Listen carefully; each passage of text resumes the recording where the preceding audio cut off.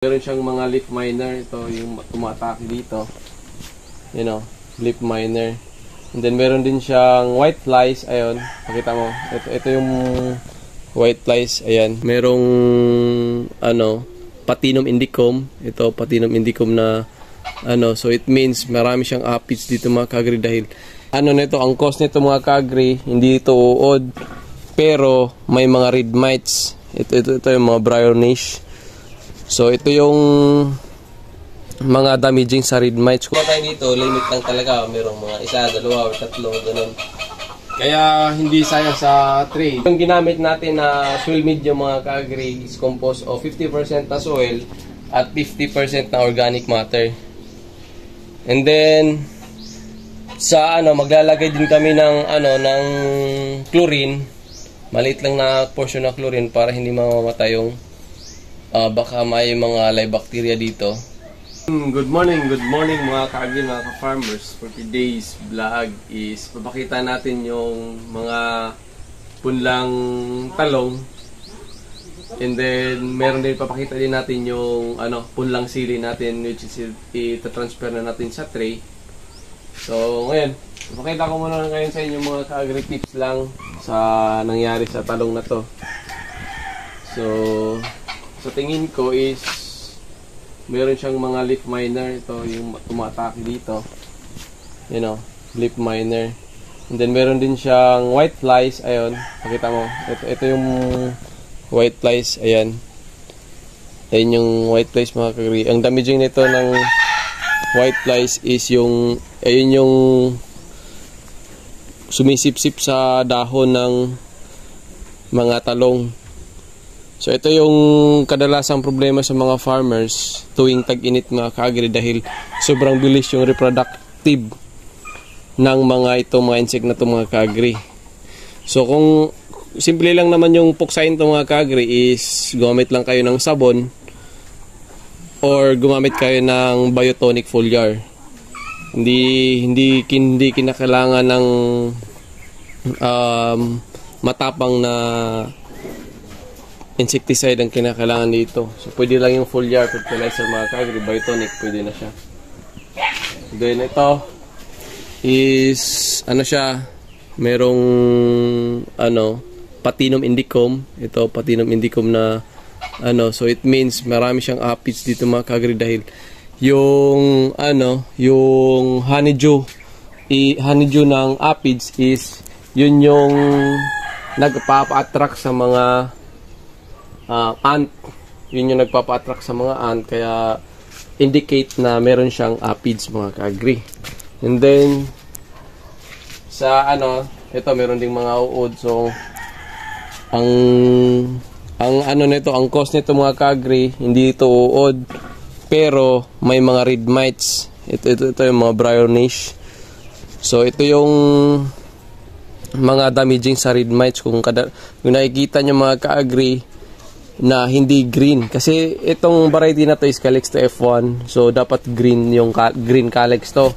So naging brown siya dahil inatake ng red mites.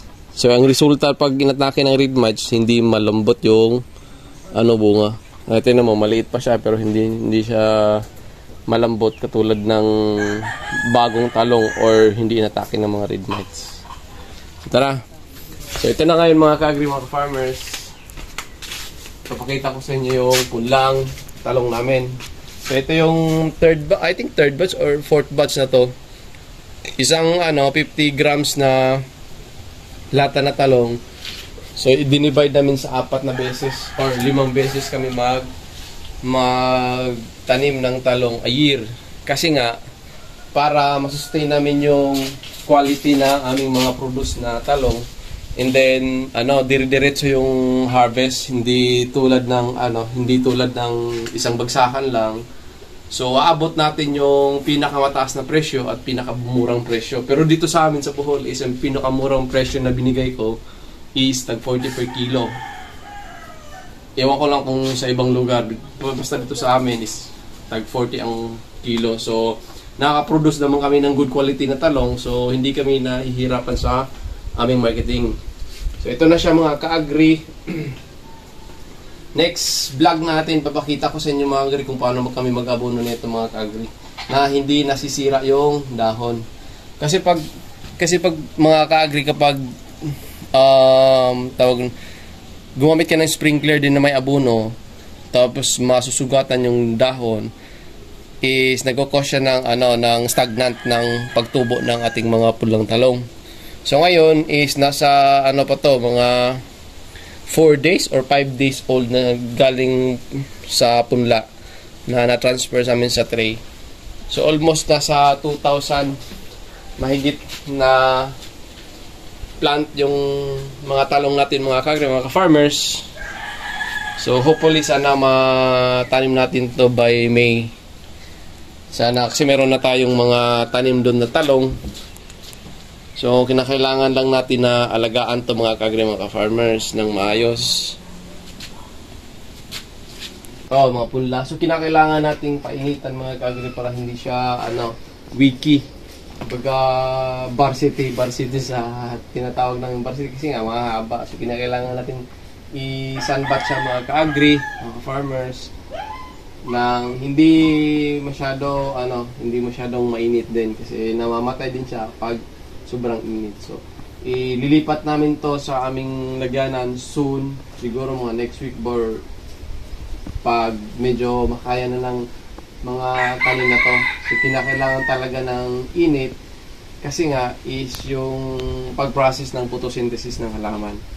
So ito na mga ka-agri, ito yung variety na punla namin ngayon mga ka-agri, is yung Improved Smooth Cayenne na Kaniko seeds mga ka-agri. So ito yung mga punla natin mga ka-agri.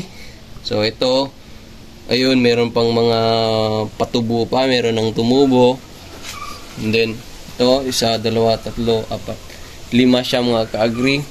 I think nasa kung nasa suma total, hindi estimated lang, siguro nasa mga 2,000 na punla din to mga ka-agri, or mahigit, more or less 2,000. So by next week ililipat na natin siya sa tray. Ganito po rin yung pamamaraan natin kasi nga pag dinirect natin yung mga sili, may tendency na may mga butas or may mga hole na mga matay o hindi tutubo. So yun yung maraan na ginamit namin para ma-occupy lahat ng hole. Kasi nga is na siya, buhay na, talagang meron na siyang puno na siya, pupunla na talaga. Unlike sa seeds pa, so may tendency na hindi tutubo yung seeds. So magkakaroon ng ng spacing or may slots na hindi malalagyan natin. So yun yung pamamaraan na ginamit natin, is magpunla muna tayo dito, and then saka na natin ililipat sa ganito pamamaraan na. Ayun o. So, tingnan nyo mga ka-agri. So wala siyang space. Kung meron mga mamamatay dito, limit lang talaga. Merong mga 1, 2, 3, ganun. Kaya hindi sayang sa tray din. Mahal din pag bumili ka ng tray, medyo mahal din. Nasa 20 or 30 ang isang peraso nito. So nakakasave tayo. And then iwas na rin sa pagbagal ng development ng punla. So ito yung ginamit natin na soil medium mga ka-agri, is composed of 50% na soil at 50% na organic matter. And then sa maglalagay din kami ng ng chlorine, maliit lang na portion na chlorine para hindi mamamatay yung baka may mga live bacteria dito. So yun, nalagyan na namin ng isang beses. So far is maganda na rin yung tubo ng ating mga pulang talong. So ganun din yung gagawin natin sa ating pulang sili mga ka-agri, mga ka-farmers. Ayun. So yun mga ka-agri, meron pa tayo doon punla mga ka-agri, pero ganun din yung estado nun. Meron tayong 5 na tray. So nasa 1,000 na rin yan. 600, 700 mahigit. So hopefully meron pa kaming ipapa 5th batch or 4th batch na talong para maubos talaga namin yung yung 50 grams na binili namin na punlang talong. And then meron din kaming punlang sili kasi yung pagtatanim namin is ladder rice. Ladder rice ang pagtanim kasi nga is para hindi sabay-sabay yung sabay-sabay yung pag-harvest.